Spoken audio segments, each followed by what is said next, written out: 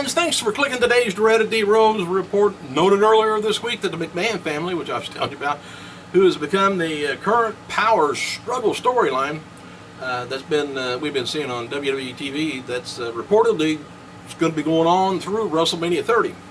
The recent report that USA Network wanted more of the McMahons on TV isn't the case, but there's been times in the past that USA wanted Vince back on TV, thinking he helps the ratings, and he usually does.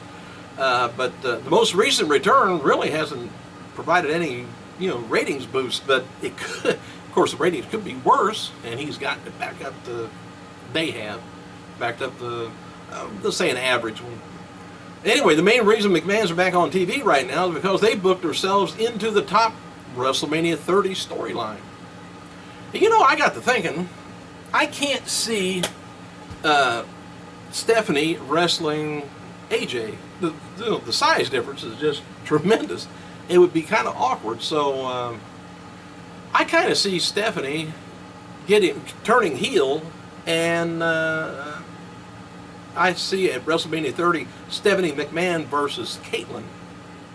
We'll see if that works out. What is this? January 5th? July 5th. So see if I'm right or not. Close anyway.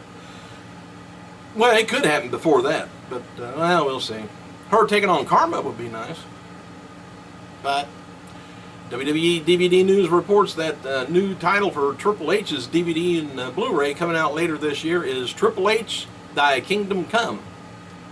And the new title for Goldberg's DVD set is WWE Goldberg, The Ultimate Collection. And there's currently no plans for WWE to be bringing back Raw to 2 hours each week. WWE likes the extra money that they're making each week, and they're looking at more hours of TV and more rights fee each week. That's where WWE is focusing on their growth business right now. Not live events like really pay-per-views, but TV and rights fees. Alright, happy birthday to ECW, WWF, and WCW worker Jamie J.C. Ice Dundee. 41 years old, WWF jobber Barry Hardy. 50 years old, and WWF star Hillbilly Jim, my good friend, 60 years old. And three-time WCW Tag Team Champion Jerry Saggs, 48 years old. What else have we got here? On this day in 2009, the wrestling world lost, this is kind of a short history here, a one-time WWF United States Tag Champion and NWA star Waldo Von Erich at the age of 75 years old. Now, Waldo, believe it or not, was not a part of the real-life Von Erichs, the Atkinson family member. Rather, he was billed as the brother of Fritz. After retiring from the ring, which he wasn't. But anyway, after retiring from the ring in 1979, he took charge of the Ontario indie promotion, where he would train such wrestlers as Tyson Ducks. Waldo died in a hospital of injuries that he suffered in a fall at his home earlier in the day. While WWE had a special Money in the Bank themed episode on main event scheduled to air on Wednesday before the new episode did not appear. Instead, they played a replay of last week's episode before the new episode. Another 7 Eastern Standard Time episode is scheduled next week, so maybe that'll be the Money in the Bank theme. They backed off for some reason. Somebody always thinking, other than myself. Hey, courtesy of WWE DVD News, here's a listing. I've only got just like disc 1 of Legends of the Mid-South Wrestling is coming out in September 10th. Should be a good one. Anyway, disc 1 of course starts out with the beginnings. I think these dates go from like 1981 to I think maybe 88 was about the newest match on here. But anyway, talk about the beginnings, and it's got says Ted DiBiase. I guess this must be the first match versus Paul Orndorff, Mid-South, December 10th, 1981. Then it's got I guess they're talking about individual wrestlers just starting there. That's DiBiase. Now we got Junkyard Dog. We got Andre the Giant, Dusty Rhodes, and the Dog taking on Alpha Sika and Big Cat Ernie Ladd in January 14, 1982. Then we got the Rat Pack, which was DiBiase, Bourne, and Duggan. So North American and Mid-South Tag Team Championships. It's no disqualification match. This is what that is. Junkyard Dog and Mr. Olympia versus Ted DiBiase and Matt Bourne.